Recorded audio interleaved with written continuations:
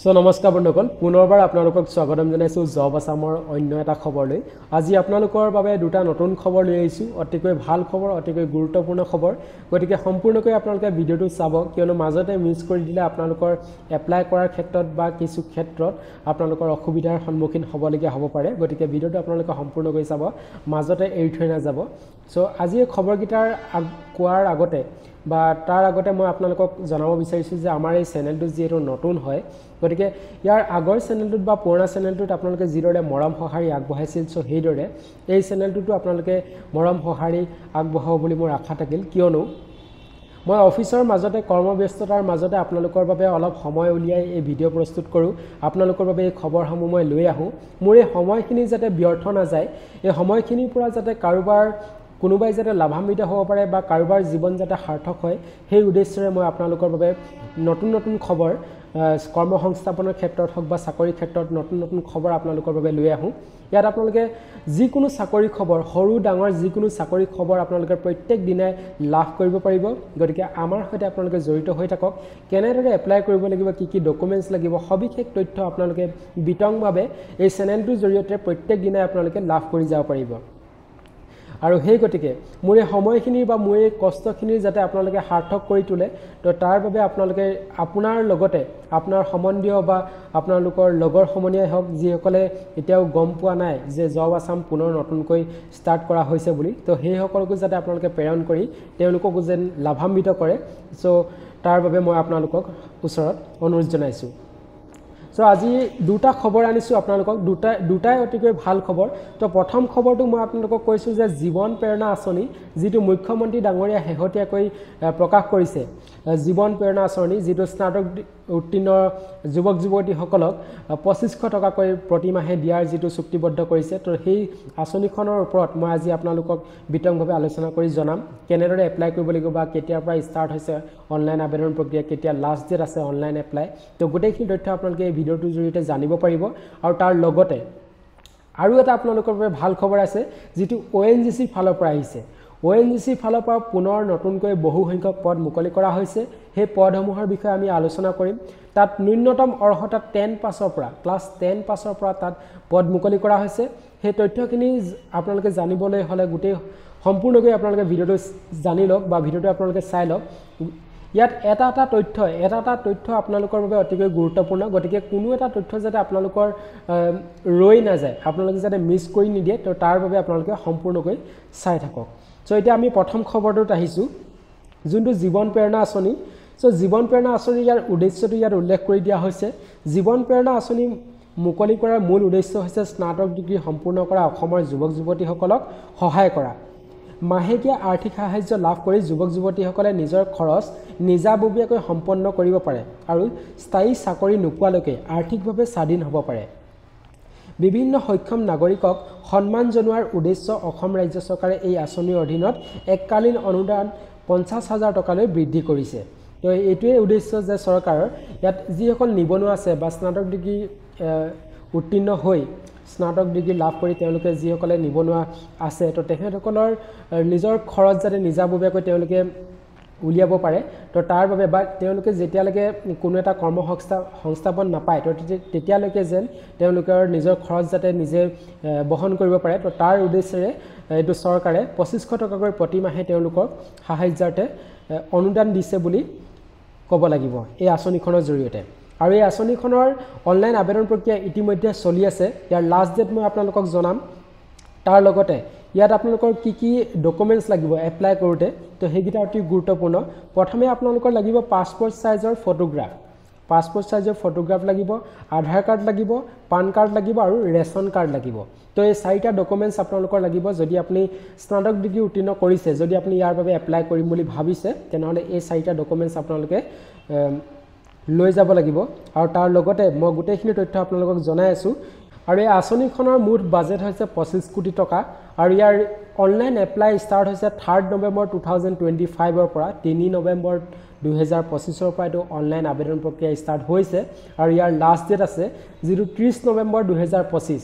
এতিয়াও বহুখিনি সময় আছে তো এই সময়খিনিৰ ভিতৰত আপুনি যদি যোগ্য হয় আপুনি যদি এপ্লাই কৰিম বুলি ভাবিছে তেনেহলে কৰি লব এটা ভাল খবৰ যিটো ভাল আঁচনি আপোনালোকৰ সুবিধাৰ্থে যিটো চৰকাৰে প্ৰেৰণ কৰিছে তো এই সুবিধাটো আপোনালোকে নোলোৱাকৈ নাথাকিব যদি আপুনি ইয়াৰ বাবে যোগ্য হয় আৰু ইয়াৰ পিছতে আপোনালোকে কেনেদৰে এপ্লাই কৰিব এপ্লাই কৰাৰ ক্ষেত্ৰত ইয়াত উল্লেখ কৰি দিয়া মতে মই আপোনালোকক জনাব বিচাৰিছোঁ যেটো আপোনালোকে ডেসক্ৰিপচনৰ এটা লিংক পাব অনলাইন এপ্লাই লিংক বুলি তো তাত আপোনালোকে ক্লিক কৰিব অনলাইন এপ্লাই লিংকত গৈ কেনে তাত আপোনালোকে গোটেই আপোনালোকৰ নিজৰ পাৰ্সোনাল ডাটাখিনি আপোনালোকে ফিল আপ কৰিব তাৰ পিছত আপোনালোকৰ যোনখিনি ডকুমেন্টছ বিচৰা হৈছিল মই আপোনালোকক জনাইছো যে ইয়াত 4টা অতি গুৰুত্বপূৰ্ণ ডকুমেন্টছ বিচৰা হৈছে তো সেই ডকুমেন্টছ কেইটাৰ আপোনালোকে তাত আপলোড কৰিব লাগিব আৰু ইয়াৰ পিছতে আপোনালোকৰ সাবমিট কৰি দিলে আপোনালোকৰ অনলাইন আবেদন প্ৰক্ৰিয়া সম্পন্ন হ'ব আৰু ইয়াৰ উপৰি আপোনালোকে যদি নিজে যদি নটিফিকেশনটো চাব বিচাৰিছে তো তাৰো লিংক আপোনালোকে ডেসক্ৰিপচনত পাই যাব নিজে এবাৰ গৈ আপোনালোকে চাই ল'ব পাৰে ইয়াত বিশেষ কোনো তেনেকুৱা নাই আপোনালোকক মই যিখিনি ডকুমেন্টছ লাগিব মই সেইখিনি কৈছোৱে আৰু যোগ্যতা বুলি ক'বলৈ গ'লে সেইখিনিয়ে লাগিব আপুনি স্নাতক উত্তীৰ্ণ কৰা হ'ব লাগিব আৰু অনলাইন এপ্লাই কৰাৰ লিংক আপোনালোকে ডেসক্ৰিপচনত পাই যাব সো এতিয়া আনটো খবৰলৈ আহিছো যেটো ONGC ফালৰ পৰা মুকলি কৰা হৈছে তো হেতু এটা অতি গুৰুত্বপূৰ্ণ খবৰ আৰু ONGC ফালৰ পৰা এই পদসমূহ যেটো মুকলি কৰা হৈছে তো এইখিনি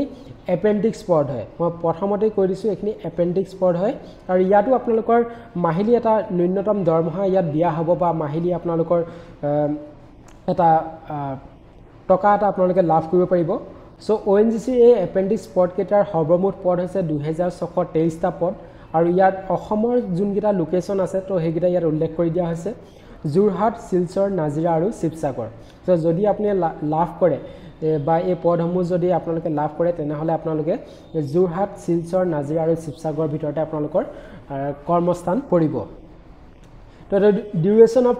ট্ৰেইনিঙৰ আপোনালোকৰ সময়সীমাটো হৈছে 12 মাহ আপোনালোকে এবছৰ কাম কৰিব লাগিব আৰু অনলাইন এপ্লাই আপোনালোকে কৰিব পাৰিব অনলাইন যোগে আবেদন প্ৰক্ৰিয়া ইতিমধ্যে ষ্টাৰ্ট হৈ আছে বা চলি আছে তো হেতু মই আপোনালোকক জনাম কেতিয়ালৈকে লাষ্ট ডেট আছে সো তাৰ আগতে মই আপোনালোকক জনাব বিচাৰিছো ইয়াত আপোনালোকৰ যেটো দৰমহা বা মাহিলি আপোনালোকক এটা খৰচ দিয়া হ'ব তো হেতু ইয়াত উল্লেখ কৰি দিয়া মতে গ্ৰেজুৱেট এপেন্ডিক্স সকলে যিসকল স্নাতক উত্তীৰ্ণধাৰী হয় তো তেখেতসকলে 12300 টকাকৈ মাহিলি দৰমহা লাভ কৰিব পাৰিব আৰু লগতে ডিপ্লোমা এপেন্ডিক্স সকলে 10900 টকাকৈ মাহিলি তেওঁলোকে লাভ কৰিব পাৰিব আৰু লগতে ট্ৰেড এপেন্ডিক্স সকলে 8200 টকাকৈ 8200 টকাৰ পৰা 10560 টকা লৈ তেওঁলোকে মাহিলি দৰমহা লাভ কৰিব পাৰিব আৰু ইয়াৰ ম্যাক্সিমাম এজটো ইয়াত উল্লেখ কৰি দিয়া হৈছে 24 ইয়াৰ্স তো মিনিমাম আপোনালোকে 18 বছৰৰ পৰা এপ্লাই কৰিব পাৰিব আৰু ঊৰ্ধ্বতম বয়স 24 বছৰলৈকে আপোনালোকে এপ্লাই কৰিব পাৰিব ইয়াত উল্লেখ কৰি দিয়া হৈছে যোনটো ডেট অফ বাৰ্থ টু 6/11/2001 6/11/2001 পৰা 6/11/2007 তো এই সময়খিনিৰ ভিতৰত যিসকলে জন্মগ্ৰহণ কৰিছে তো তেখেতসকলেহে ইয়াৰ বাবে এপ্লাই কৰিব পাৰিব তো মই কৈছো যে 18 পৰা 24 বছৰৰ ভিতৰ প্ৰাৰ্থীসকলেহে ইয়াৰ বাবে এপ্লাই কৰিব পাৰিব আৰু তাৰ লগতে ইয়াত SC/ST সকলৰ বাবে ইয়াত এজ ৰিলেক্সন বা বয়সৰ ৰেহাই যিটো দিয়া হৈছে 5 বছৰলৈকে বয়সৰ ৰেহাই দিয়া হৈছে OBC NCL সকলক 3 বছৰলৈকে বয়সৰ ৰেহাই দিয়া হৈছে PWBD সকলক 10 বছৰলৈকে বয়সৰ ৰেহাই দিয়া হৈছে আৰু লগতে PWBD OBC NCL সকলক 13 বছৰলৈকে বয়সৰ ৰেহাই দিয়া হৈছে আৰু PWBD SC/ST সকলক 15 বছৰলৈকে বয়সৰ ৰেহাই দিয়া হৈছে সো আমি ইয়াৰ পিছতে আহিছো ইয়াৰ কোৱালিফিকেশন খিনি তো কোৱালিফিকেশন খিনি মই আপোনালোকক জনাইছিলো যে এটো 10 পাছৰ পৰা ন্যূনতম অৰ্হতা দশম শ্ৰেণীৰ পৰা ইয়াত পদসমূহ আছে যোনটো লাইব্ৰেৰী এসিস্টেন্ট হয় তো সেই পদটোৰ বাবে অনলি আপোনালোকৰ 10 পাছ হলে হ'ব অনলি আপোনালোকৰ দশম শ্ৰেণী উত্তীৰ্ণ কৰা হলেই হ'ব তাত অন্য কোনো আপোনালোকৰ অৰ্হতা নালাগে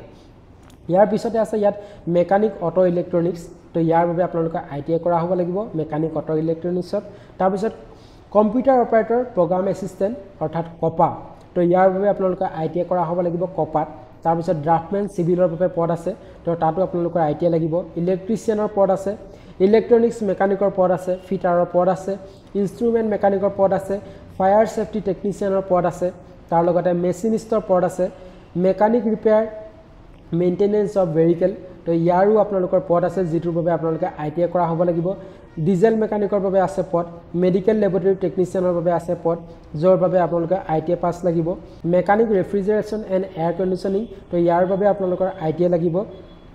ষ্টেনোগ্ৰাফাৰৰ বাবে আছে ওয়েল্ডাৰ বাবে আছে ল্যাব কেমিষ্ট ইয়াৰ বাবে আপোনালোকৰ BSc কৰা হ'ব লাগিব কেমিষ্ট্ৰি তাৰ পিছত এক্সিকিউটিভ HR তো ইয়াৰ বাবে আপোনালোকৰ BBA কৰা হ'ব লাগিব তাৰ পিছত সেক্ৰেটাৰী অফিস এসিস্টেন্ট তো ইয়াৰ বাবে আপোনালোকৰ অনলি গ্ৰেজুৱেট কৰা হলে হ'ব অনলি আপোনালোকে স্নাতক ডিগ্ৰী উত্তীৰ্ণ কৰা হলে হ'ব আৰু তাৰ লগতে আপোনালোকৰ ফায়াৰ সেফটি সুপাৰভাইজাৰ তো ইয়াৰ বাবে আপোনালোকৰ ডিপ্লোমা লাগিব কম্পিউটাৰ সায়েন্স এক্সিকিউটিভ তো ইয়াৰ বাবে আপোনালোকৰ 3 বছৰ ডিপ্লোমা কৰা হ'ব লাগিব electrical civil electronics instrumental mechanical executive তো ইয়াৰ বাবে আপোনালোকৰ 3 বছৰ ডিপ্লোমা থাকিব লাগিব তাৰ পিছত আহিলে একাউন্টছ এক্সিকিউটিভ তো এটোৰ বাবে আপোনালোকৰ বেচেলৰ ডিগ্ৰী থাকিব লাগিব কমাৰ্চত তাৰ পিছত ষ্ট'ৰ কিপাৰ বাবে আপোনালোকৰ অনলি গ্ৰেজুৱেট কৰা হ'লে হ'ব বা অনলি আপোনালোকে স্নাতক ডিগ্ৰী উত্তীৰ্ণ কৰা হ'লেই হ'ব তাৰ পিছত computer science electrical civil electronics instrumental mechanical executive তো এইখিনিৰ বাবে আপোনালোকৰ ডিগ্ৰী লাগিব তাৰ পিছত আহিলে পেট্ৰলিয়াম এক্সিকিউটিভ তো পেট্ৰলিয়াম এক্সিকিউটিভ পদটোৰ বাবে আপোনালোকৰ graduate with geology as one subject তো ইয়াত উল্লেখ কৰি দিয়া হৈছে যে আপোনালোকে গ্ৰেজুৱেট কৰা হ'ব লাগিব জিঅ'লজিত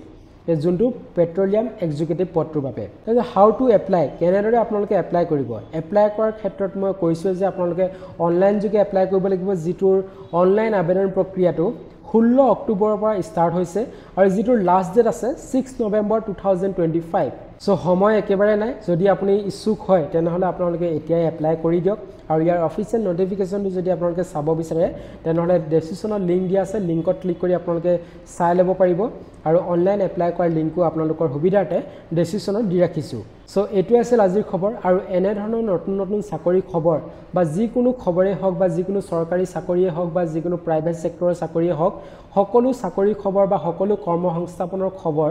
হৰুৱে হওক বা ডাঙৰে হওক আমি আপোনালোকৰ বাবে পোনপ্ৰথমে লৈ আহো গতিকে আপোনালোকে আমাৰ সৈতে জড়িত হৈ থাকক আপোনালোকৰ লাভান্বিত হ'ব পাৰিব আৰু লগতে আপোনাৰ লগতে আপুনিও আন দুজনক আমাৰ ভিডিঅ'ৰ জৰিয়তে আপোনালোকে শ্বেয়াৰ কৰি কেনে তেওঁলোককো লাভান্বিত কৰিব পাৰিব সো এইটোৱে আমাৰ উদ্দেশ্য তো আজিলৈ ইমানেই ধন্যবাদ